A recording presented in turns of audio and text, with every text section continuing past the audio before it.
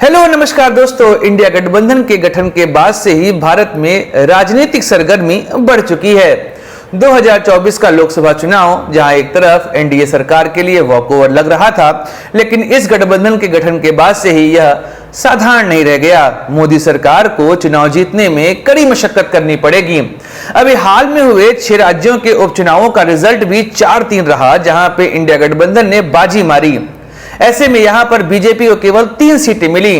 जी हां, मैं बीजेपी शब्द का इसलिए प्रयोग कर रहा हूं क्योंकि एनडीए गठबंधन का मतलब ही बीजेपी है, जबकि इंडिया गठबंधन में सिर्फ कांग्रेस नहीं है। यहां पर बाकी पार्टियां भी वही रसूख रखती हैं जो कांग्रेस रखती है। ऐसे में आने वाले लोकसभा चुनाव में मोदी सरकार को हराना यह इनकी एकजुटता का प्रतीक हो सकता है, लेकिन समस्याएं यहां पर हैं। सिर्फ यह कह देना कि हम एनडीए सरकार और मोदी सरकार की पॉलिसी का विरोध कर रहे हैं, हम इस गवर्नमेंट की तानाशाही का विरोध कर रहे हैं, लोकतंत्र बचाना चाहते हैं, सिर्फ यह कहकर आप लोकसभा का चुनाव नहीं जीत सकते। जनता आपसे आपके पॉलिटिकल, इकोनॉमिकल और सोशल इश्यूज में जो समस्याएं पैदा हुई हैं उनका हल चाहती है। तो दोस्तों, आज के वीडियो में हम डिस्कस करेंगे इन्हीं पॉलिटिकल, इकोनॉमिकल और सोशल मुद्दों की कि आखिर इंडिया गठबंधन यहां पर क्या अल्टरनेटिव प्रोवाइड करेगा, क्योंकि जब तक हमारे पास अल्टरनेटिव नहीं होगा, हमारे पास विपक्ष की एक पॉलिसी नहीं होगी, तब तक हम यह निर्णय नहीं ले पाएंगे कि एनडीए सरकार को वोट देना है कि नहीं देना। तो फिर नमस्कार दोस्तों, मैं हूं सुधांशु और आप देख रहे हैं द स्वदेश।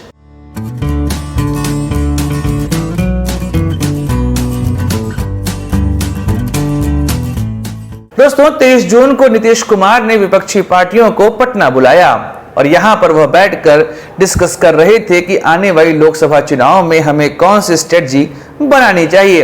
लेकिन उस समय सबको यही लग रहा था कि यह मेल मिलाप केवल दिखावा भर है। लेकिन जुलाई के महीने में ये सभी पार्टियां फिर से बेंगलुरु में मिलती हैं और एक गठबंधन का नाम डिसाइड करती हैं और यह नाम था इंडिया। उसके बाद इनकी मीटिंग होती है मुंबई में 31 अगस्त को। ऐसे में यहां पर उन्होंने एक कमेटी बनाई। यह कमेटी डिसाइड करेगी कि आने वाले समय में इनका संयोजक कौन होगा और इनकी रणनीति क्या होगी। इस मीटिंग में 14 लोग शामिल थे और इस मीटिंग को रखा जाएगा शरद पवार के घर पे। केसी वेणुगोपाल, टीआर बालू और शरद पवार इस कमेटी की अध्यक्षता कर रहे हैं। 13 सितंबर को इसकी मीटिंग होने वाली है शरद पवार के घर पर। ऐसे में जनता इस समय इस गठबंधन से यह चाहती है कि आखिर पॉलिटिकल, इकोनॉमिकल और सोशल मुद्दों पर इनके क्या विचार हैं और इनकी क्या पॉलिसी है जो आने वाले समय में देश को प्रगति की ओर ले जाएगी। तो दोस्तों, सीक्वेंस वाइज समझते हैं कि आखिर यहां पर क्या मुद्दे हमारे सामने हैं। पहला उठाते हैं इकोनॉमिकल मुद्दा। दोस्तों, अगर मोदी सरकार के ऊपर जो सबसे बड़ा आरोप अगर कोई लगा है तो वह इकोनॉमिकल मुद्दों का ही लगा है। जिस तरीके से देश में रोजगार घटते गए हैं, नोटबंदी के बाद भारत में आने वाली समस्याएं हम सब ने देखी। इसके अलावा जीएसटी का इंप्लीमेंटेशन जब से हुआ, उसके बाद से देश में टैक्स कलेक्शन को लेकर राज्यों ने कई बार सवाल उठाए हैं कि हमारा टैक्स का पैसा हमें सही समय पर नहीं मिल पाता। ऐसे में यह सवाल उठता है इंडिया गठबंधन के सामने कि वह इकोनॉमिकल मुद्दों पर कैसी पॉलिसी रखने वाली है। अब इकोनॉमिकल मुद्दों पर जो कुछ बिंदु यहां पर हैं जिसके सवाल इंडिया गठबंधन से पूछे जा रहे हैं, उसमें सबसे पहला मुद्दा है अनएम्प्लॉयमेंट का। जी हां, मोदी सरकार के ऊपर सबसे बड़ा आरोप लगा है नौकरी न देने का या नौकरी के अवसर पैदा न करने का। सरकारी नौकरियां समय के साथ घटती जा रही हैं। इसके अलावा नौकरी के अवसर भी कम होते गए हैं। देश की जनसंख्या का पैसा लगातार कम होता जा रहा है क्योंकि पैसा अनियमित तरीके से कुछ ही हाथों में पहुंच रहा है। ऐसे में सरकार इस समय एम्प्लॉयमेंट में क्या काम कर रही है, इसके पास सरकार का कोई रूपरेखा और कोई रोड मैप नहीं शामिल है। लेकिन इंडिया गठबंधन सिर्फ यह कहकर सरकार में नहीं आ पाएगा कि हम रोजगार देंगे। जनता जानना चाहती है कि आखिर रोजगार देने का तरीका क्या होने वाला है, किस तरीके से सरकारी नौकरियों में आप नई वैकेंसियां लेकर आएंगे, किस तरीके से प्राइवेट सेक्टर में आप नौकरियों के नए जुगाड़ पैदा करेंगे। इसका सवाल जनता इस समय इंडिया गठबंधन से पूछ रही है। अगला इकोनॉमिकल मुद्दा जीडीपी का आता है। जी हाँ, सरकार ने जीडीपी को कहा कि इस समय वर्तमान समय में भारत विश्व की सबसे तेज उभरती अर्थव्यवस्था है, लेकिन अगर हम सामाजिक रूप से देखें तो इस जीडीपी का असर कहीं पर दिखाई नहीं दे रहा। सिर्फ कुछ लोगों के हाथ में यह पैसा इकट्ठा हुआ है, लेकिन जीडीपी का फायदा समाज के हर तबके को होता हुआ दिखाई नहीं दे रहा है। देश की गरीबी, महंगाई, भूखमरी और कुपोषण की समस्या लगातार बढ़ती जा रही है, लेकिन केवल इन समस्याओं को गिनाने से ही इंडिया गठबंधन सरकार में नहीं आ पाएगा। इंडिया गठबंधन को जीडीपी कैसे बढ़ाएगा इसके विषय में एक रोड मैप जनता के सामने पेश करना चाहिए। इसके अलावा अन्य मुद्दे भी इकोनॉमिक्स के यहां पर आते हैं, लेकिन जिस तरीके से नोटबंदी, जीएसटी और कोरोना के बाद देश की इकोनॉमिक्स में परिवर्तन आया है, रुपए की वैल्यू लगातार डॉलर के मुकाबले गिरती जा रही है। ऐसे में विपक्षी गठबंधन को यह बताना पड़ेगा कि हम किस तरीके से काम करेंगे जिससे देश में जॉब बढ़ेगी, जीडीपी बढ़ेगी और देश में जो रुपए और डॉलर का एक्सचेंज वैल्यू है इसको किस तरीके से मेंटेन किया जाएगा। समाज और जनता इसके विषय में इंडिया गठबंधन से सवाल अवश्य पूछेगी। अगला जो मुद्दा यहां पर है वह सोशल मुद्दा, क्योंकि कई सारे सोशल इश्यूज इस समय भारत में देखने को मिल रहे हैं। ऐसे में इंडिया गठबंधन से सोशल इश्यूज पर भी सवाल पूछे जाएंगे। यहां पर जो पहला सवाल आएगा वह है मणिपुर हिंसा। यहां सरकार के ऊपर मणिपुर हिंसा को लेकर इंडिया गठबंधन ने कई सारे आरोप लगाए। इंडिया गठबंधन का डेलीगेशन मणिपुर भी पहुंचता है, लेकिन उसके बाद सरकार से केवल यह पूछना कि मणिपुर हिंसा पर उन्होंने क्या किया, केवल यहीं से इंडिया गठबंधन का काम खत्म नहीं हो जाता। उसे यह बताना पड़ेगा कि मणिपुर हिंसा को सॉल्व करने के लिए उसके पास क्या रूपरेखा है। जी हाँ, क्योंकि मणिपुर हिंसा जो इस समय आप देख रहे हैं यह आज का असर नहीं है, यह त्वरित कारण नहीं है। यहां पर यह समस्याएं पिछले 100 सालों से चल रही हैं। कई बार ऐसी झड़पें होती रही हैं, चाहे उस समय कांग्रेस की सरकार रही हो, चाहे बीजेपी की सरकार रही हो। ऐसे में मणिपुर की समस्या का परमानेंट सलूशन निकालना जरूरी है। तो मोदी सरकार यहां पर फेल होती दिखाई दे रही है, तो ऐसे में इंडिया गठबंधन के पास यह मौका है कि वह एक रोड मैप यहां पर दे कि आखिर मणिपुर हिंसा को वह किस तरीके से सॉल्व करेंगे। इसके बाद जो अगला सामाजिक मुद्दा यहां पर उभर के आता है वह है आर्टिकल 370।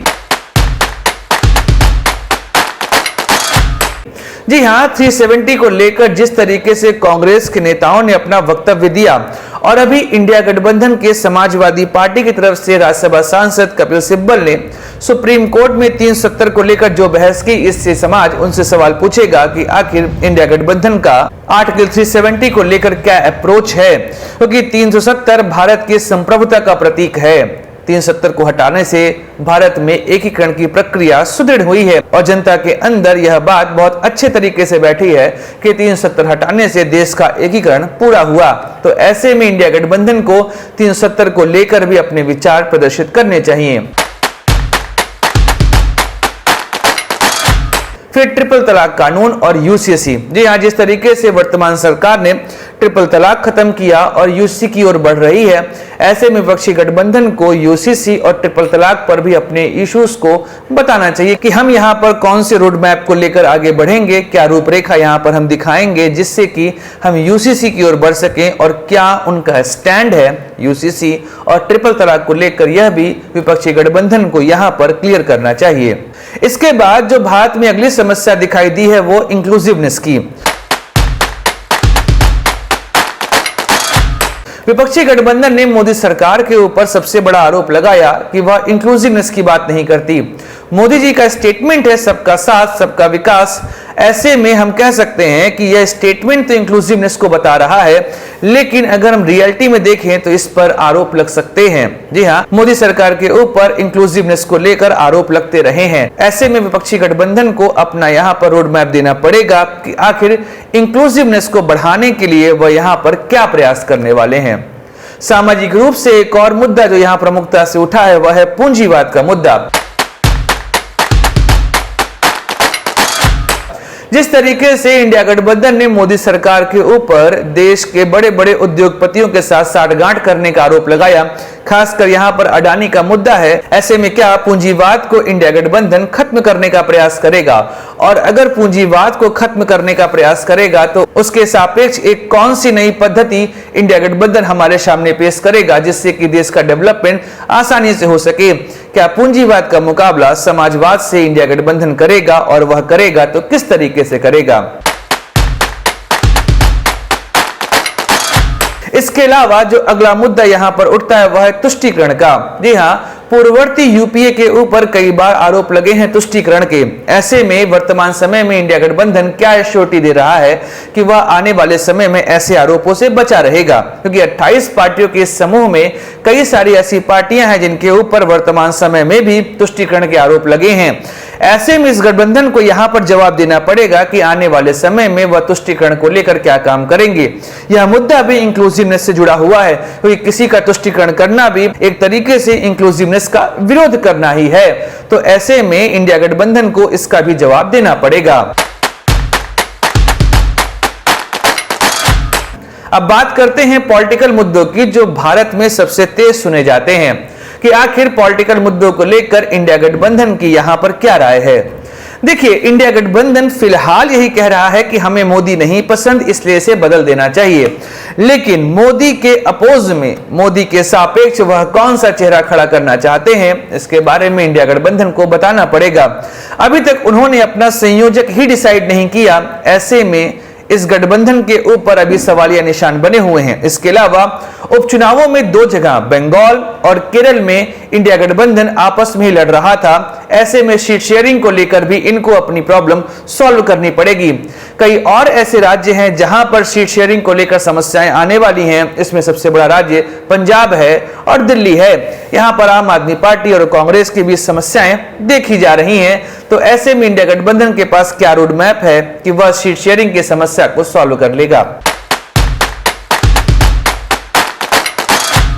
पॉलिटिकल मुद्दों में एक और मुद्दा प्रमुख है, वह है भ्रष्टाचार का मुद्दा।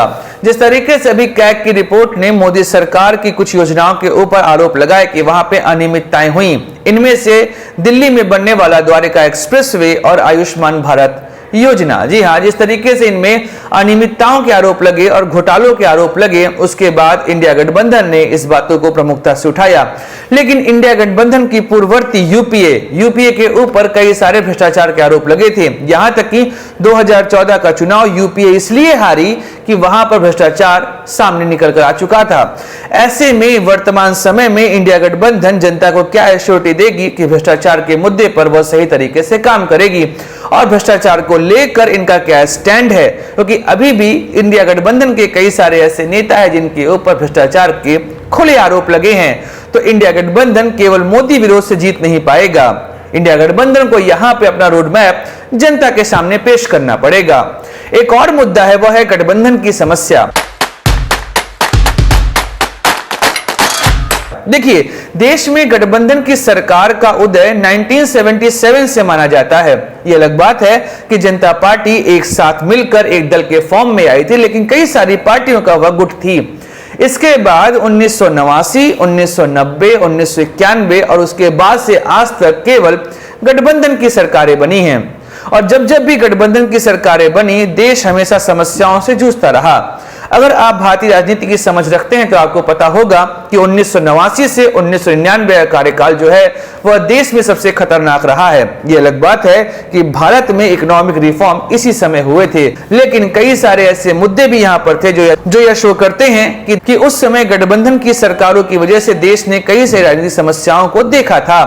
1999 में पहली बार किसी गठबंधन सरकार जो अटल बिहारी वाजपेयी की लीडरशिप में बनी थी, उसने 99 में अपनी गवर्नमेंट बनाई और 2004 में पहली बार किसी गठबंधन सरकार ने अपना 5 साल का कार्यकाल पूरा किया। 2004-2009 में भी गठबंधन सरकार ने अपना 5 साल कार्यकाल पूरा किया। लेकिन अगर आपको 2008 का एक केस याद है तो वहां पर जिस समय मनमोहन सिंह ने यूएसए के साथ न्यूक्लियर डील करने का प्रयास किया था, उस समय कम्युनिस्ट पार्टियों ने इसका विरोध किया। और जब न्यूक्लियर डील को लेकर संसद में बिल पेश हो रहा था, उस समय कम्युनिस्ट पार्टियों ने अपना समर्थन वापस ले लिया। यह अलग बात है कि समाजवादी पार्टी और अन्य पार्टियों ने यहां पर कांग्रेस का सपोर्ट किया, जिससे कि न्यूक्लियर डील हो सकी।